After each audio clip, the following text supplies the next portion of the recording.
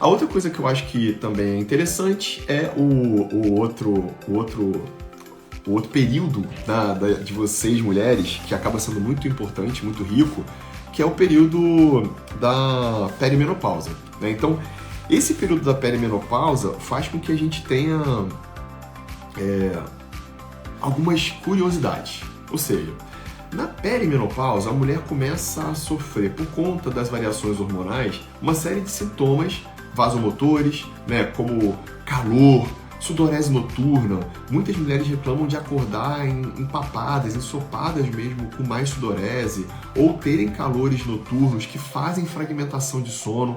Então, assim, o que é muito interessante que a gente entenda é que a sudorese noturna, por exemplo, é um fragmentador. O calor noturno é um fragmentador.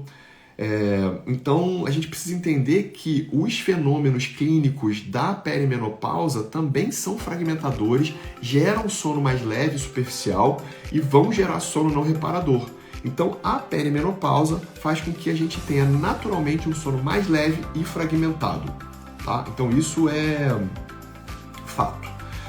Quando a gente pensa na menopausa, a gente tem que olhar na menopausa em si, é claro, se estendendo os fenômenos vasomotores, né? Então essas questões dos calores e das ondas de calor, da sudorese, do mal-estar, então tudo isso que acaba acontecendo nesse período.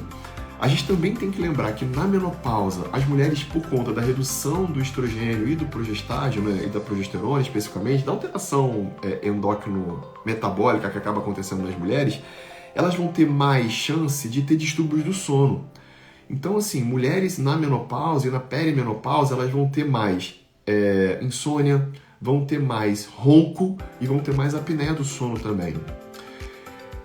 Por quê? Porque os hormônios femininos protegem as mulheres do ronco. Então, quando as mulheres entram na menopausa, depois de 45, 50 anos, né, depois da perimenopausa, vocês acabam tendo mais chance de roncar, porque o estrogênio e a progesterona, teoricamente, os hormônios femininos, protegem a colapsabilidade da via aérea. Por isso que nós, homens, roncamos mais a partir dos 35 anos e mulheres roncam mais a partir dos 45, 50, ou geralmente depois da menopausa, tá?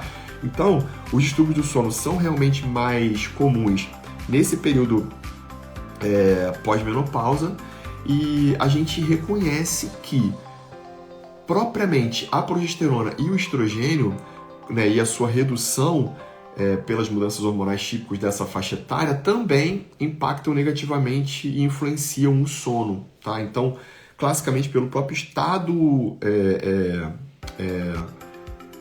o estado hormonal, né, da perimenopausa e da menopausa, a gente acaba tendo mais distúrbios do sono. Distúrbios respiratórios do sono também. E aí é quando a mulher acaba entrando mais na insônia. E uma coisa que eu queria chamar a atenção de vocês com relação à insônia nessa fase da menopausa é que muitas vezes a terapia de reposição hormonal, quando não contraindicada e quando bem indicada, né, e aí o seu ginecologista vai poder te orientar muito bem nisso, muito mais do que eu, né, porque tem que ser um especialista mesmo nessa área, um endocrinologista, um ginecologista, a gente pode melhorar muito a qualidade do sono, pode melhorar inclusive a insônia, quando a gente promove a terapia de reposição hormonal nessas mulheres nessa faixa etária. Então é bem interessante, é bem reconfortador em muitas mulheres, que fazem com que a gente reconheça, né, essa proteção hormonal feminina nos distúrbios do sono, principalmente relacionados à insônia e também nos distúrbios respiratórios do sono, porque a gente sabe que a queda do estrogênio aumenta a chance de apneia do sono e ronco, tá? Então eu acho que é bem legal assim, a gente entender tudo isso com relação à dinâmica do sono das mulheres.